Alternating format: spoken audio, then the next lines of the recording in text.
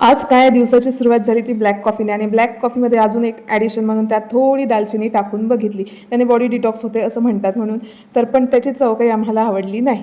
नंतर माझी कामे तर सगळीच बाकी होती, पण यांना जायचं होतं लवकर बाहेर, तर यांच्यासाठी नाश्ता करायला घेतला. तर आज होता उकरपेंडीचा बेत. अगदी उकरपेंडी म्हणजे आता हा विदर्भातला एक गहू पिठाचा नाश्ता आहे. आता हा सगळ्यांना माहीत आहे की नाही माहीत नाही, पण विदर्भातील लोक याला पाहतील तर त्यांच्या तोंडाला पाणी सुटल्याशिवाय राहणार नाही. त्यासाठी फक्त आपल्याला कणिक छान घरभर सुवास पसरेपर्यंत, अगदी दरवळेपर्यंत त्याची खमंग अशी कणिक भाजून घ्यायची आहे. त्यानंतर इथे जिरं, मोहरी, कढीपत्त्याची फोडणी दिली, छान शेंगदाणे तळून घेतले. त्यानंतर कांदा आणि हिरवी मिरची टाकलेली आहे आणि त्यामध्ये आपले बेसिक मसालेस म्हणजे हळद, तिखट आणि मीठ टाकलं आणि बस.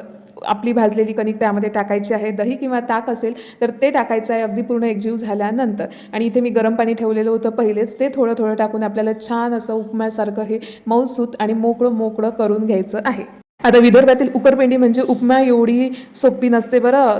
अगदी सुरुवातीपासून शेवटपर्यंत हाताचं काम काही सुटत नाही. तर आता ही आपल्याला पाणी टाकून सुद्धा मोकळी करायची आहे. त्यानंतर हे 5 मिनिटं वाफ येऊ द्यायची आहे. वाफ आल्यानंतर सुद्धा थोडीफार मोकळी करायची आहे. आता यामध्ये मी छान सांबार टाकलेला आहे आणि वाफ आल्यानंतर त्याचा कलर, टेक्स्चर सगळं अगदी बदलतं आणि आपली गरमागरम उकरपेंडी खायला अगदी तयार आहे. आता ही गरमागरम खाण्यातच मजा आहे, पण आमची राहिली होती आणखी पूजा. आता सगळी कामे आटोपली मी, त्यानंतर पूजा केली. कारण आता पूजा म्हणाल तर इथे कर्मकांड करायला तर माझ्याजवळ देव नाही, तर म्हटलं थोडं आपलं काही वाचन वगैरे असेल तर ते करायचं. तर चातुर्मासामध्ये थोडेसे काही नियम लावून घेतले, तेच पूजा आपली करते आणि त्यानंतर मग मी माझा नाश्ता करते. पूजेसाठी छान खाली जाऊन फुलं आणली आणि पूजा केली. तर नियम म्हणजे मी फक्त विष्णू सहस्त्रनाम आणि गुरुचरित्राचे हे जे 2-3 अध्याय आहेत ते वाचून घेते रोज. बस एवढाच माझा नियम आहे चातुर्मासातील. आणि आता नाश्त्याची वेळ झाली होती. आता खमंग अशी जी उकरपेंडी होती ती पुन्हा गरम करून घेतली आणि खायला घेतली. आमची उकरपेंडी तर एक नंबर झालीच होती, पण तुमच्या तोंडाला पाणी सुटलं की नाही ते नक्की सांगा. भेटू पुढच्या व्हिडिओमध्ये. तोपर्यंत बाय बाय.